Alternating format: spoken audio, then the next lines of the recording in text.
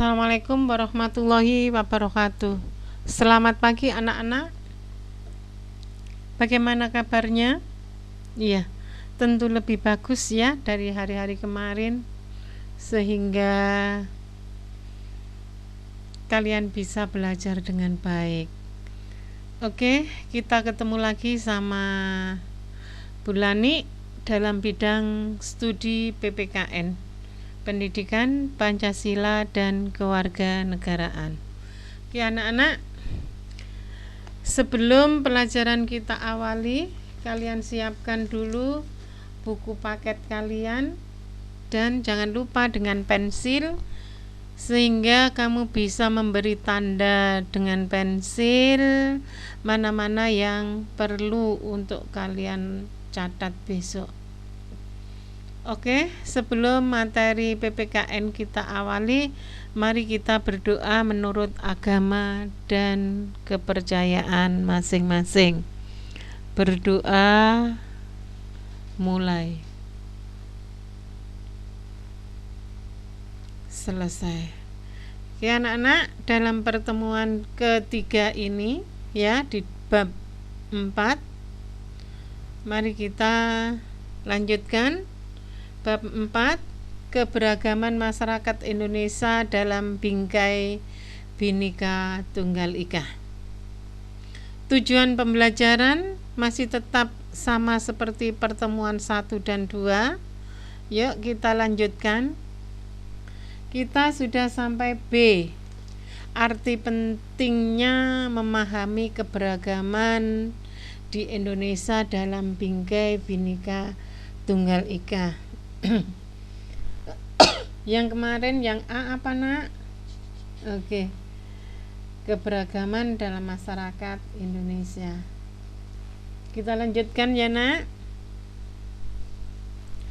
Keanekaragaman masyarakat Indonesia yang memiliki suku bangsa, ras, agama, dan budaya yang berbeda, ini hendaknya jangan dijadikan sebagai pembeda, tetapi sebagai kekayaan bangsa Indonesia. Ya, kenapa Bu tidak boleh dijadikan sebagai pembeda? Karena kita walaupun berbeda-beda tapi tetap satu bingkai Bhinneka Tunggal Ika. Ya, itu sebabnya kekayaan atau perbedaan atau keanekaragaman yang ada di masyarakat Indonesia itu wajib kita rangkul dalam suatu ikatan Bhinneka Tunggal Ika. Oke, kita lanjutkan. Arti pentingnya memahami keberagaman di Indonesia dalam bingkai Bhinneka Tunggal Ika. Kalian buka halaman 99.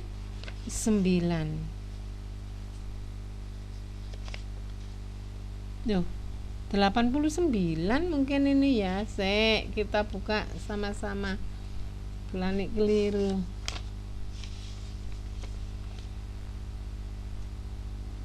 Oke. Ya, kita lanjutkan. Kok di sini ditulis bulan halaman 99 ya? Oke, kita buka. Oh iya, halaman 98 nak. Ya, arti pentingnya memahami keberagaman di Indonesia dalam bingkai Bhinneka Tunggal Ika. Halaman 98.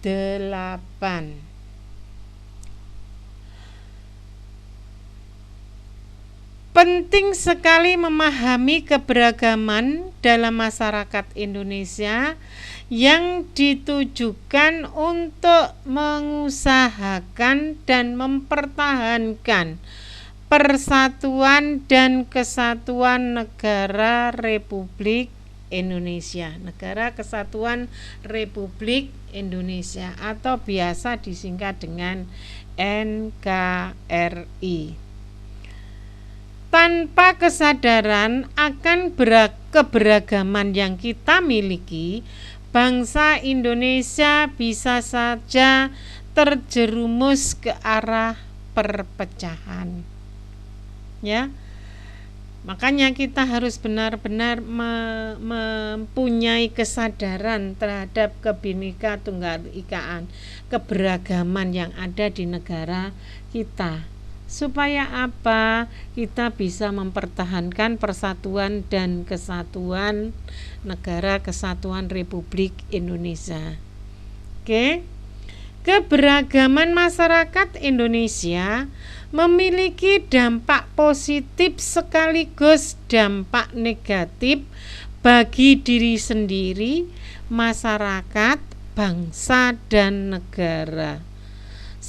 Kalian ingat nak, setiap tindakan itu mesti ada pro dan kontra. Setiap apapun yang kita lakukan mesti ada dampak positif dan juga dampak negatif. Begitu juga keberagaman yang ada di negara kita, ya. Sekarang kita amati dampak positif. Dampak positifnya keberagaman itu apa sih, Bu? Memberikan manfaat bagi perkembangan dan kemajuan. Memberikan manfaat bagi perkembangan dan kemajuan siapa, Bu? Kemajuan bangsa dan negara, nak. Kok bisa, Bu? Karena keberagaman itu merupakan kekayaan bangsa Indonesia. Sehingga bisa menarik wisatawan atau turis dari mancanegara. Kalau sudah bisa menarik wisatawan, otomatis ada devisa yang masuk ke dalam negara kita.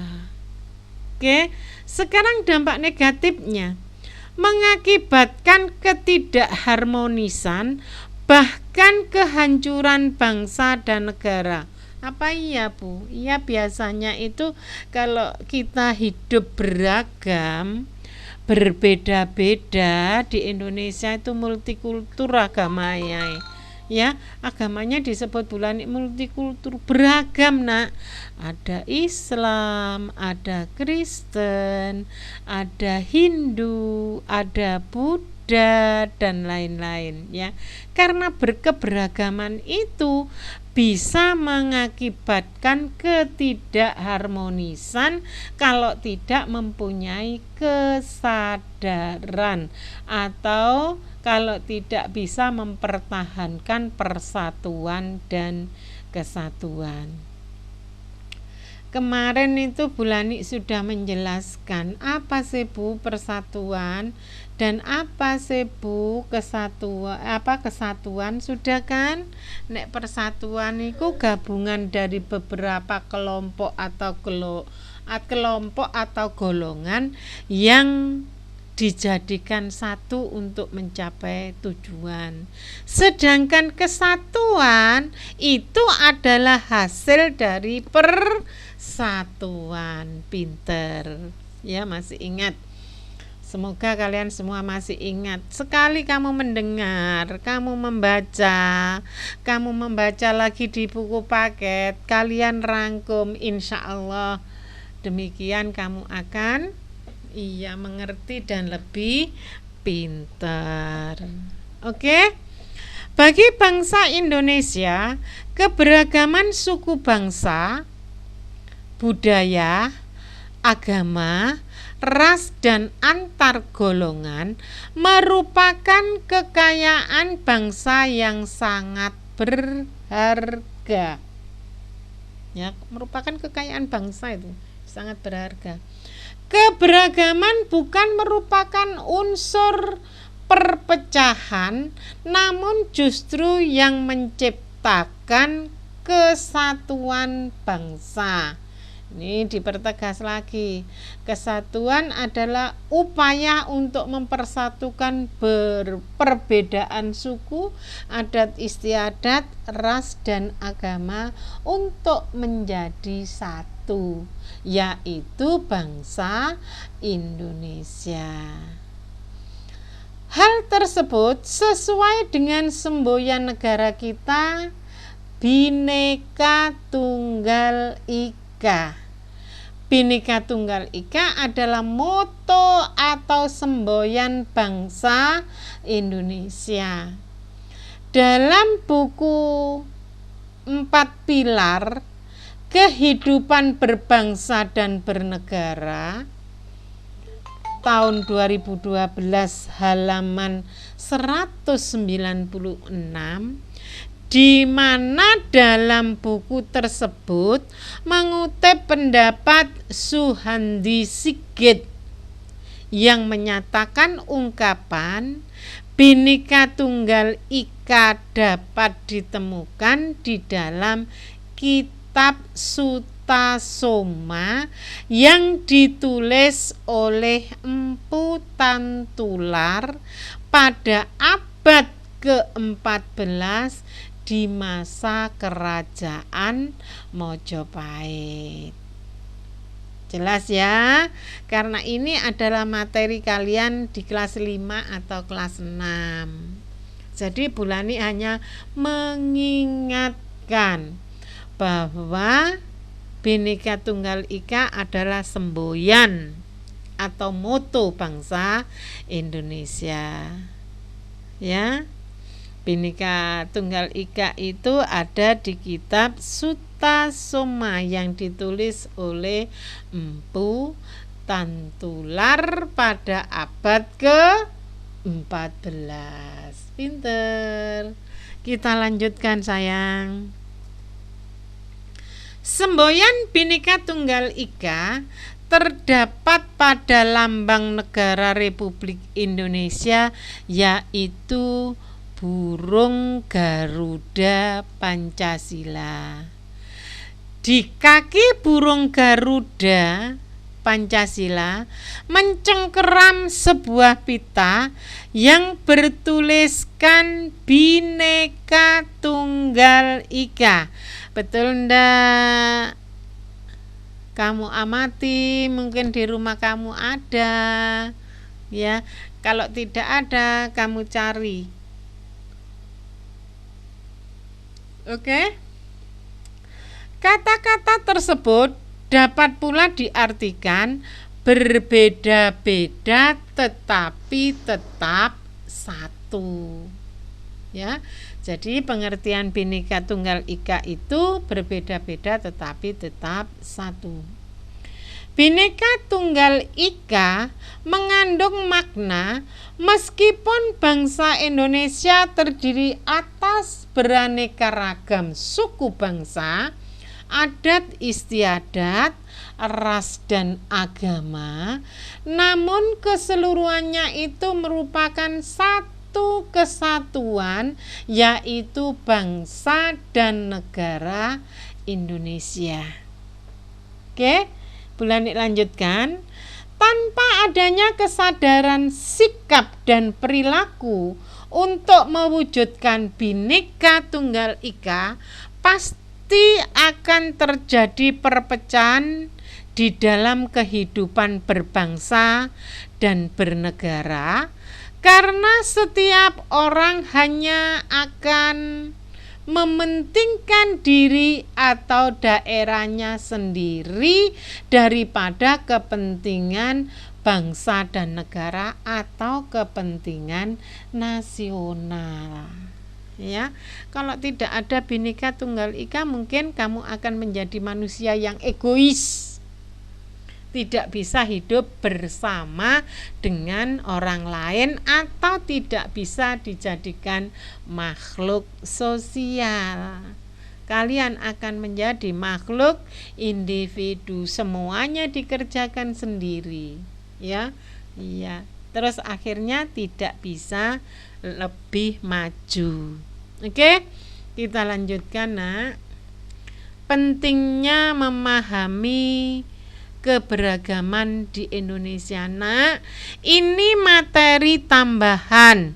Di buku paket kalian tidak ada, karena ini buku paketnya hasil revisi tahun 2020. Ya, kamu lihat di gambar tersebut kalian tahu bahwa di Indonesia itu terdiri dari beribu-ribu pulau, ya, di mana penghuninya juga demikian, mempunyai adat istiadat yang berbeda-beda, ya. Kamu lihat pakaian adatnya juga berbeda-beda. Oke. Sikap saling menghormati budaya perlu dikembangkan agar kebudayaan kita tetap lestari, tidak terkena arus negatif yang datang dari luar. Bu, gampang Bu, ya kita tutup saja biar arus kebudayaan yang ada dari luar itu tidak bisa masuk ke negara kita. Tidak bisa, nak, kita sekarang sudah masuk globalisasi, ya. Tanpa kita sadari, budaya itu masuk dengan sendirinya. Maka dari itu kalian harus pinter-pinter menyaring kebudayaan yang masuk ke negara kita, supaya tidak merusak kelestarian daripada kebudayaan yang ada di negara kita. Oke, kita lanjutkan. Ini juga materi tambahan. Melestarikan kebudayaan nasional harus didasari dengan rasa kesadaran yang tinggi tanpa adanya paksaan dan harus dilakukan oleh segenap bangsa Indonesia tanpa memandang perbedaan. Ya, kamu lihat yang ada di gambar itu. Gambar itu adalah reog, ya, kesenian tradisional budaya nasional yang ada di negara kita. Ini aja sudah hampir punah, nak, ya kan? Kalau tidak ada acara anak didikan mendatangkan reog, atau kalau tidak gitu kita pada saat memperingati proklamasi kemerdekaan kita melihat pawai, ya, biasanya itu reog selalu muncul, ya. Kalau kebudayaan daerah yang seperti ini tidak dilestarikan, nanti diakui oleh negara lain. Reog Ponorogo ini hampir budaya reog ini hampir diambil sama Malaysia. Karena setiap ada tamu yang datang itu mesti disambut dengan reog yang ada di Malaysia sana. Akhirnya apa? Ya ndak bisa ditarik bahwa sebenarnya reog itu adalah milik bangsa Indonesia. Ya. Oke, kita lanjutkan. Kita lanjutkan untuk pertemuan yang akan datang, ya. Karena bulan ini akhiri sampai di sini dulu. Pertemuan keempat nanti kita akan ketemu lagi dengan materi yang yang berikutnya. Untuk itu kalian sebelum bulan ini tutup materi daring hari ini, ayo kita berdoa menurut agama dan kepercayaan masing-masing supaya materi yang kita dapat hari ini bisa bermanfaat untuk kehidupan kalian di masa kini maupun yang akan datang. Berdoa mulai. Selesai. Oke anak-anak, sebelum kita berpisah, Bulani ingatkan tugas kalian merangkum halaman 98 ya sampai akhir dari apa yang dijelaskan Bulani. Jangan lupa ditulis di buku catatan. Saya ingatkan kembali, baik tugas maupun rangkuman, alangkah baiknya kamu kerjakan di buku tugas dan buku catatan.